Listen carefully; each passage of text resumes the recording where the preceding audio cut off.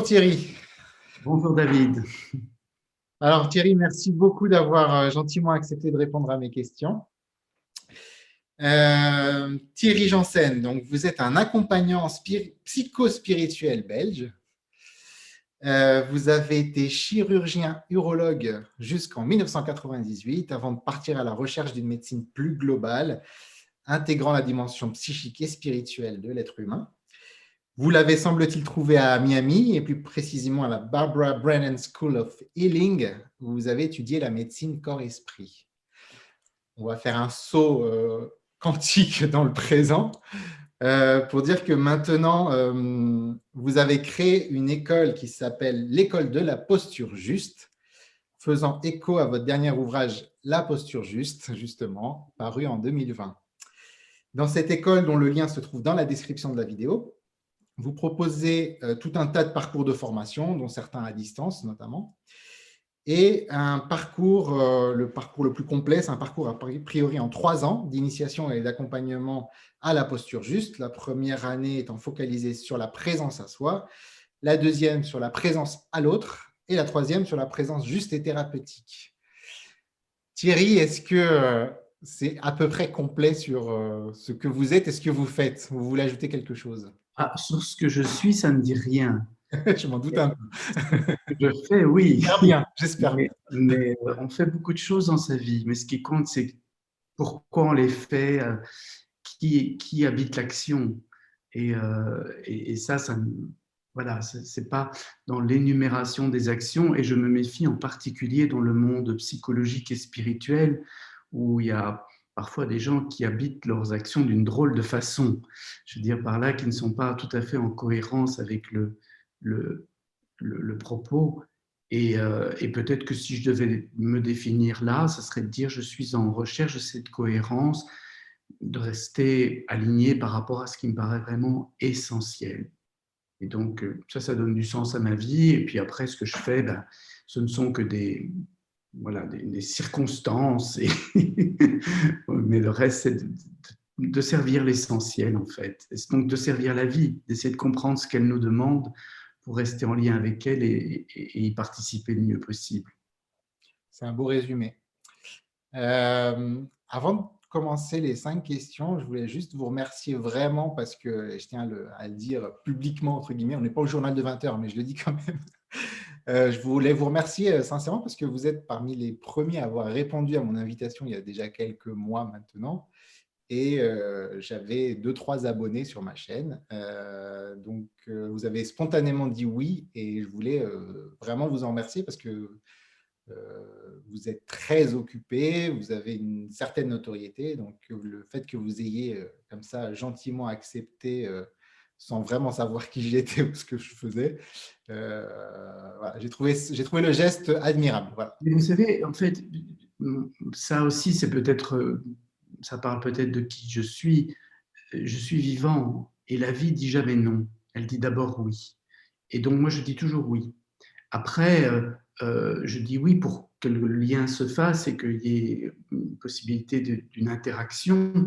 Si je vois que dans l'interaction, il y a quelque chose qui n'est pas possible pour moi ou voilà, qui ne respecte pas ce que je crois devoir être respecté, j'ai aucun problème à dire non. Parce qu'en fait, je crois que quand on a appris à dire non clairement, on peut dire oui franchement puisqu'on sait qu'on pourra toujours dire oui, non, non à un moment donné. Vous voyez, et donc c'est pour ça, moi, je n'avais aucune raison de vous dire non. Et en plus, le fait que vous ayez 2 abonnés sur votre chaîne ou 300 000, ça m'est complètement indifférent, dans le sens où une rencontre, c'est une rencontre, et même si ça ne touche qu'une personne, si ça la touche vraiment profondément, ben on n'a pas perdu son temps. Et parfois, on peut toucher 2000 personnes et rester dans quelque chose de superficiel. Et là, on a gaspillé le temps. Donc, moi, j'ai aucune raison de vous dire non. En tout cas, ça montre clairement la cohérence dont vous avez parlé juste avant entre vos actions et ce que vous êtes. Voilà. Et même si vous ne Moi, le savez pas, voilà, moi, j'ai fait. j'admire ce que vous avez fait. Voilà. Thierry, passons aux questions.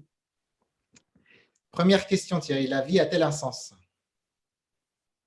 Oui, enfin oui, oui et non, dans le sens où la vie est la vie.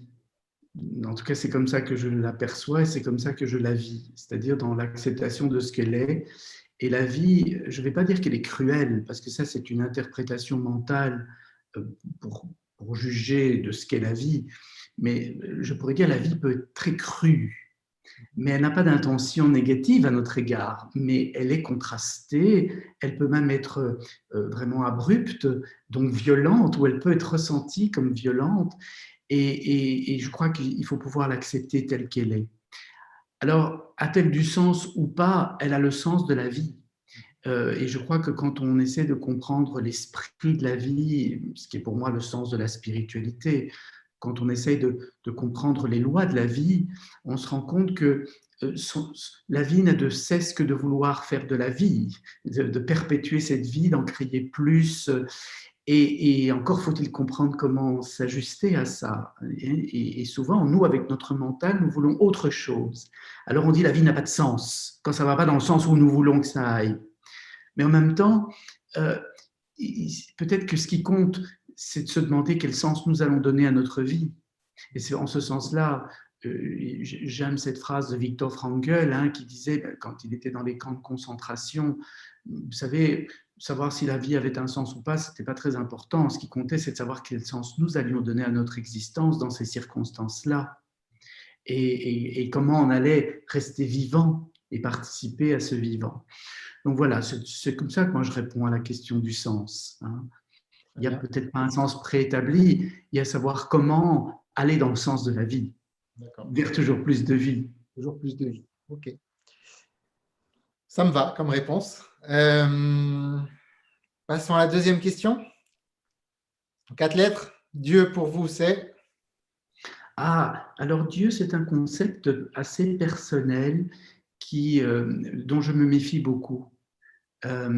Parce que dans l'histoire, quand on examine, chaque fois qu'on a personnalisé Dieu, ça a créé des identifications, des attachements à ces représentations, et donc des oppositions entre des systèmes de représentation différents. Et parfois, donc, le mental s'en emparant, on a pu entendre des inepties du genre Dieu est amour. Il dit de ne pas tuer son prochain, mais si tu ne me crois pas, je suis obligé de te tuer. C'est tellement absurde et ça me révolte depuis ma toute petite enfance. Donc, moi, j'ai grandi dans une famille catholique. J'ai très tôt eu un attrait vers d'autres cultures. Très tôt, hein, j'avais 7-8 ans. Déjà, l'Égypte ancienne m'avait ouvert à un autre sacré que le sacré de la religion dans laquelle j'ai grandi. Mais après, je me suis rendu compte que plutôt que de parler de Dieu, pour moi, il était plus simple de parler de la vie, justement. Et si Dieu est tout, ben la vie est tout, et la vie crée tout. Donc, je n'ai pas besoin de le personnaliser, je n'ai pas besoin de me le représenter. Et j'aime du coup beaucoup les religions dites polythéistes qui en fait ne sont pas forcément polythéistes, mais qui ont comme les anciens Égyptiens disaient, des néthers, des divinités qui viennent montrer des aspects de ce tout. Hein. Et Dieu a 1000 noms ou aucun, parce qu'il est tellement gigantesque, il est tellement infini, que comment le définir? Donc voilà, pour moi, Dieu, c'est la vie. Et du coup, c'est aussi, parce que ça, c'est mon expérience, je ne peux pas dire que j'ai raison de l'exprimer comme ça, mais c'est comme ça que je le vis. C'est mon expérience de contemplatif, de méditant aussi, bien que je suis un homme dans l'action, mais il y a cette part-là qui m'a fait voir que la nature ultime de l'être que je suis, c'est de la conscience, c'est une présence au monde. Et du coup, cette conscience, pour être vraiment consciente, elle ne peut pas être dans le jugement, l'analyse, l'interprétation, elle ne peut être que dans la constatation, l'accueil inconditionnel, donc l'amour inconditionnel. Et en ce sens-là, je comprends, mais c'est ma façon de le comprendre, mais ces phrases prononcées par le Christ, notamment quand il dit « je suis la vie »,« je suis l'amour »,« je suis le chemin ». Et je crois que c'est comme ça que j'essaie de vivre ma vie, en disant mais sois amour, sois conscience, accueille tout ce qui est Et donc, tu seras un avec Dieu, et Dieu est en toi, et tu es en Dieu. Voilà, tout ça peut paraître peut-être un peu nébuleux, mais pour moi, ça a beaucoup de sens. Et comme ça se passe au-delà des mots, les mots sont trop réducteurs pour en parler. Ouais, non, mais bon, j'avais déjà, parce que vous aviez écrit certains articles un petit peu sur ça, je sais, en tout cas, je l'avais trouvé dans l'ancien site de l'école qui s'appelait avant la posture juste et l'école de la présence thérapeutique. Oui, C'est c'est certains encore ces articles où articles. vous parliez du soi, etc. Oui, oui, oui, ils sont toujours là. D'accord. Et c'est un petit peu ouais, c'est une vision un petit peu qu'on peut avoir en Extrême-Orient, c'est-à-dire d'un Dieu non pas qui crée, mais un Dieu qui se manifeste quelque part. C'est-à-dire Un Dieu qui se révèle se révèle. Voilà. et qui se manifeste, qui se matérialise, et qui est une création infinie, car elle est la révélation de tous les possibles qui sont issus d'une vacuité, qui n'est pas un espace vide. Les bouddhistes sont très forts pour parler de ça parce qu'ils le vivent dans l'expérience contemplative, et c'est ce vide rempli de tous les possibles encore non manifestés. Et c'est vrai que bon, le bouddhisme vient de l'hindouisme, qui lui-même vient du brahmanisme. Et Brahma, c'est ça, c'est le tout. Et en fait, je me sens très proche d'une perception, d'une compréhension non dualiste, donc par rapport, par exemple, à ce qu'on a développé dans l'Advaita Vedanta. Donc, c'est cette philosophie de non-dualité qui comprend que dans la diversité, dans la multiplicité, il n'y a que le un dont tout ça fait partie, et à l'essentiel, on est tous reliés dans ce un. Voilà. De nouveau, ce sont des mots. Hein. Ça se vit dans l'extase. Et moi, je suis un mystique. Donc, j'assume ça. Je pense que je l'étais dans l'enfance. Je crois que beaucoup d'enfants le sont, peut-être tous, mais que très vite, le formatage culturel, notamment dans nos cultures très inspirées de la Grèce ancienne, avec ce mental très puissant, cette philosophie qui bavarde, elle empêche cette extase, cette contemplation, cette unité avec tout. Mais c'est ça le mystère. C'est ça la mystique. Très bien. Malheureusement, on va continuer un petit peu avec les mots, même s'ils sont Oui. un petit peu limités. Ou alors on se tait sur les 3 dernières questions, comme vous voulez. Non, Alors, 3e question. Parlons un petit peu de l'ultime que vous avez un petit peu esquissé avant. Après la mort, stop ou encore? Et comment? Alors, personnellement, ça m'est complètement égal. Ok. C'est-à-dire, c'est une question que je ne me pose pas. D'accord. Je crois que je me la suis posée beaucoup quand j'étais très jeune. Il se trouve que vraiment, moi, je crois que beaucoup d'enfants ont ça, mais moi, en tout cas, je m'en souviens très bien. J'ai un parcours de conscience depuis le tout jeune âge. Je me regardais vivre et je me posais les questions, et il y avait des réponses qui surgissaient non pas d'une réflexion, mais de certaines évidences, ce qui fait que je suis un homme de foi, dans le sens où pour moi, la foi n'a rien à voir avec la croyance. Il ne s'agit pas de croire une chose ou son contraire, il s'agit juste d'être dans une évidence. Et là naît la foi et une totale confiance en ce qui est. Et donc, par rapport à la mort, je me suis posé des questions. Mon attrait pour l'Égypte ancienne est sans doute aussi une façon d'apprivoiser cette mort, parce que s'il y a bien une civilisation qui a célébré la vie dans la mort, c'est la civilisation de l'Égypte ancienne. Mais en même temps, cette question n'a pas d'importance pour moi, parce que si, d'un point de vue métaphysique et peut-être même physique, dans le sens de la science physique, je me pose des questions, je finis par presque devoir accepter l'idée que le temps, l'espace n'existent pas, qu'il y a une dimension où tout est contenu dans l'implicite qui n'est pas encore explicite, que quelque part, mon cerveau capte une linéarité du temps et des formes, parce que tout ça s'étale dans le temps et l'espace, et donc dans la matière, mais qu'en fait, il y a une autre dimension de l'existence, et ça me va très bien d'imaginer que j'en viens, que j'émerge de ça, que la conscience a manifesté le phénomène qui s'appelle Thierry Janssen. La fameuse vague dans l'océan. Oui, mais ça me va très bien aussi de bien imaginer que un jour, Thierry Janssen se dissoudra de nouveau et retournera à la source et à la nature essentielle de ça, qui est pure conscience, pure lumière, pur potentiel. Je ne suis pas attaché à ma petite personne, même si mon instinct de survie fait que aujourd'hui, oui, quand j'ai un bobo, ça m'énerve et quand j'imagine que je pourrais connaître de l'inconfort, je ne suis pas à l'aise parce que mon mental vient s'accrocher à ça. Mais il y a une dimension que j'ai touchée dans la vie qui est bien au-delà de ça. Et quand j'y retourne, la question ne se pose pas. Ce qui veut dire que j'ai été assez bon, entre guillemets, pour accompagner les personnes en fin de vie parce que je respecte toutes les croyances, mais je sais qu'au bout du compte, on retrouvera tous une paix infinie dans l'instant présent qui est l'éternité.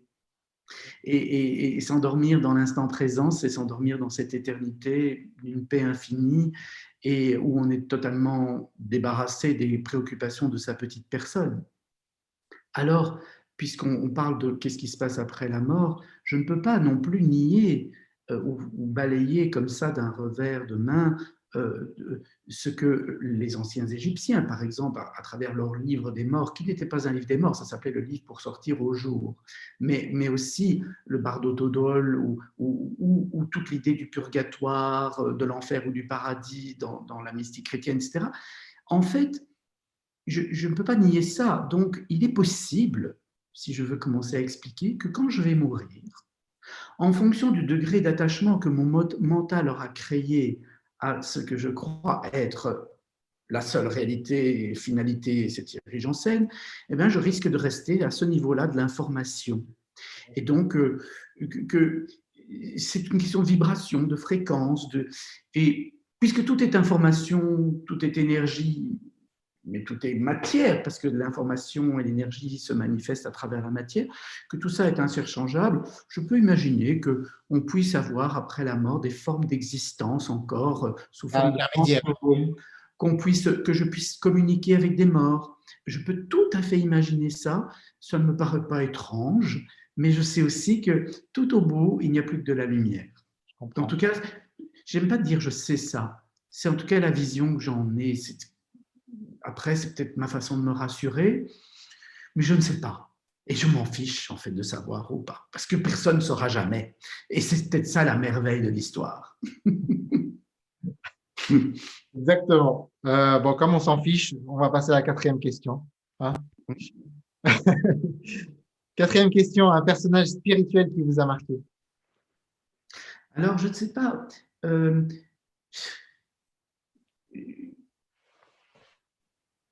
J'ai longtemps eu un souci dans le sens où, bon, j'ai grandi dans une famille catholique, j'ai été impressionné par la figure de Saint François d'Assise, très jeune, tout simplement parce que j'avais vu une pièce de théâtre qui retraçait sa vie au collège, et une pièce d'amateur, mais j'avais été vraiment ébloui par ce message, par cette attitude, cette cohérence.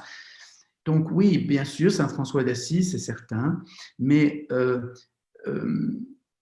plus que le Christ, je vais vous dire, parce que pour moi, Saint François d'Assise, je peux le toucher. Je peux aller à Assise, c'est un personnage historique. Je ne dis pas que le Christ n'est pas un personnage historique, mais c'est beaucoup plus lointain, beaucoup plus nébuleux. Je touche beaucoup plus facilement les pharaons que le Christ.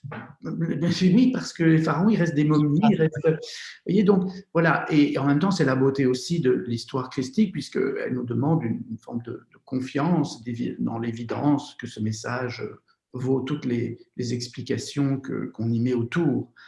Mais en même temps, j'attache donc, vous comprenez bien, beaucoup d'importance à l'incarnation.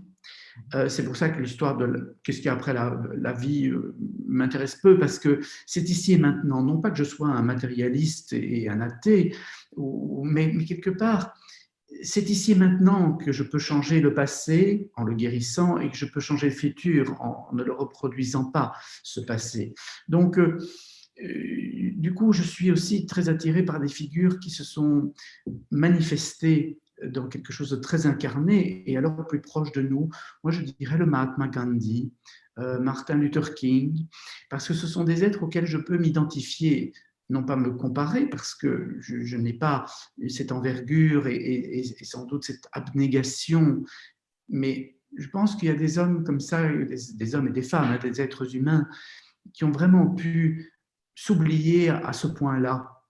Ça ne les empêchait pas d'avoir leur passion, d'avoir leur colère, c'est pas un monde de bini oui oui, mais d'être totalement au service. Et je suis ébloui par ça. Ébloui dans le sens non pas admiratif comme une groupie, mais je dis waouh Thierry, il y a ça en un être humain, il y a ça en toi, mais il faut se débarrasser de beaucoup de choses pour y accéder. Donc voilà les personnages qui m'inspirent. Ça marche. Donc très dans la lutte sociale malgré tout. Mais, en tout cas, je pense qu'on peut pas